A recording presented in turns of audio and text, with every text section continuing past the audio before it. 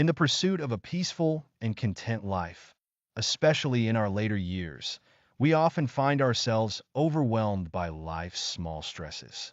The news, the actions of others, and the little things that go wrong seem to disrupt our inner peace. However, there is a powerful tool that can help us remain calm and collected in the face of life's inevitable challenges. This tool is called non-reaction, and it is a central teaching in Buddhism that can transform our lives. Non-reaction might sound simple, but it is a practice that can radically change how we experience the world. It means not reacting impulsively to the words or actions of others. It means choosing not to allow external circumstances to dictate our emotional state. Today, we will explore how this principle of non-reaction can lead to greater peace, both within ourselves and in our relationships. The nature of non-reaction.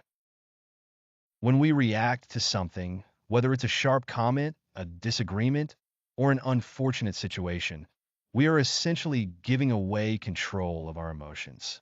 We allow the external world to dictate how we feel. This reaction often leads to stress, anger, and frustration, which over time can take a toll on our mental and physical well-being. In Buddhism, the concept of non-reaction is rooted in the understanding that our peace comes from within. External events are transient, but our inner peace is within our control. By choosing not to react, we can create a buffer between ourselves and the chaos of the world. This doesn't mean we become passive or indifferent to the world around us. Rather, it means we remain grounded and calm, no matter what happens. A story of transformation. The tale of Taro and Hanako. To understand how non-reaction works in practice, let me share the story of an elderly couple, Taro and Hanako, who lived in a small town. They were kind-hearted and gentle, but they had a neighbor, Kesa, with whom they often clashed. Kesa was known for her sharp temper and perfectionist ways. She couldn't tolerate even the smallest inconvenience, and her interactions with Taro and Hanako were often tense. One day, Kesa noticed that flowers from Taro's garden had grown over the fence and were spilling into her yard. She became furious and immediately confronted Taro. "Your flowers are invading my space," she shouted. Taro, though irritated, did not react impulsively. Instead, he quickly apologized, though inwardly he felt frustrated. Why does she always have to pick on the smallest things, he thought. That evening, he complained to Hanako about Kesa's behavior, but Hanako, with her calm wisdom, responded gently. That's just Kesa's nature. We cannot change her, but we can change how we respond. Hanako's words stuck with Taro. The next morning, as he was tending his garden, Kesa passed by again and, once more, criticized him. But this time, Taro took a deep breath, smiled, and simply said, "Good morning." Kesa, taken aback by his calm response, walked away without further words. Over the next few weeks, Taro began practicing non-reaction. Whenever Kesa made an angry comment, he would remain calm and not retaliate. To his surprise, Kesa's behavior began to change. One day, when Taro greeted her, she replied with a quiet, "Good morning," instead of her usual harsh silence. This small change marked the beginning of a shift in their relationship. The Buddhist wisdom of non-reaction. In Buddhism, the concept of non-reaction is not about ignoring or suppressing feelings. It's about choosing not to react in ways that harm our peace of mind. The Buddha taught that attachment to our desires and aversions is the root of suffering. By letting go of the need to react to everything that irritates or angers us, we free ourselves from the constant cycle of frustration and emotional turmoil. The term hami in Buddhism refers to the practice of letting go of attachments and allowing our emotions to pass freely without holding on to them. When we practice non-reaction, we allow ourselves to experience life without being controlled by it. We can observe events without letting them disturb our inner calm. This wisdom is not only beneficial for our own peace of mind, but can also positively affect those around us.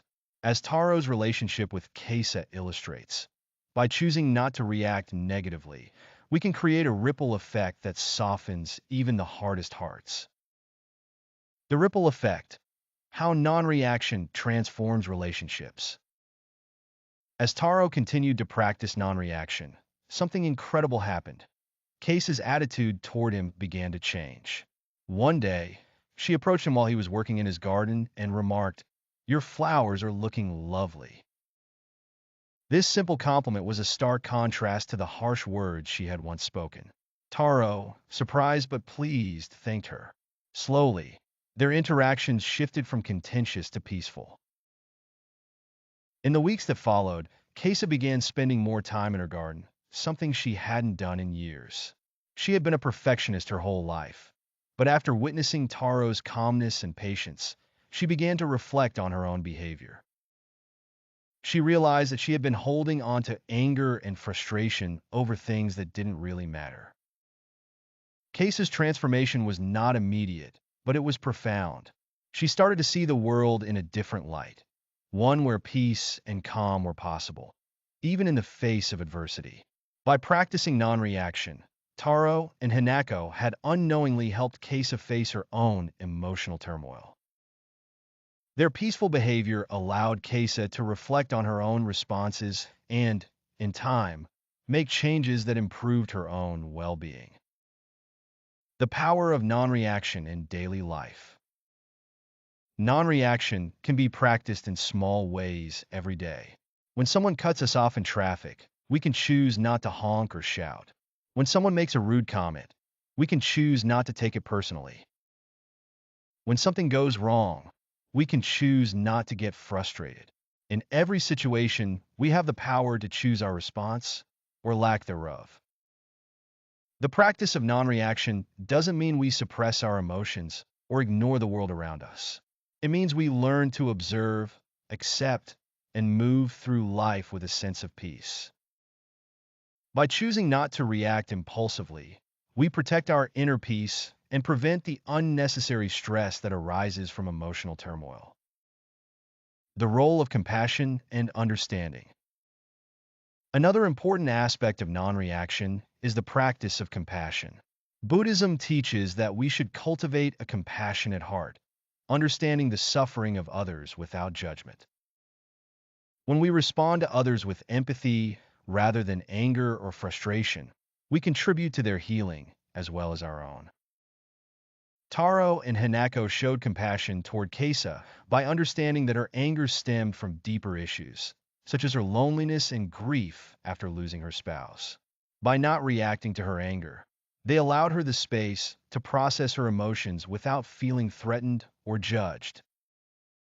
This compassion created an environment where Kesa could change, not because she was confronted or criticized, but because she was met with understanding and acceptance. Practical steps for cultivating non-reaction. Here are a few practical steps you can take to cultivate non-reaction in your own life. Pause and breathe. When you feel the urge to react, take a deep breath and give yourself a moment to pause.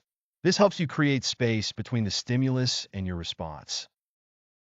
Observe your thoughts. Instead of immediately reacting, observe your thoughts. Are they coming from a place of fear, anger, or hurt?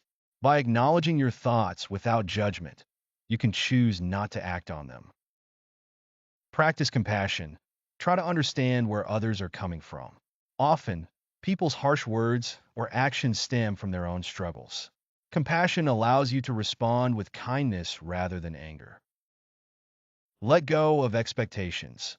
When we expect others to behave a certain way, we are more likely to be disappointed or upset. Let go of these expectations and allow things to unfold naturally. Focus on what you can control. You can't control the actions of others, but you can control how you respond. Focus on maintaining your inner peace regardless of external circumstances. Conclusion: finding peace through non-reaction. By practicing non-reaction, we can transform not only our own lives, but also our relationships with others. We no longer let external events control our emotional state, and we open ourselves up to deeper peace and happiness.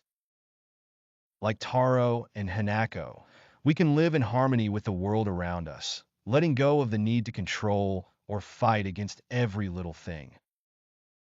Non-reaction is a powerful tool for finding peace in our lives and improving our relationships. It allows us to be more present, more compassionate, and more at peace with ourselves. By embracing this Buddhist teaching, we can navigate the challenges of life with grace and wisdom, creating a more peaceful world for ourselves and those around us. Thank you for watching, and I hope you find peace in your journey. Until next time.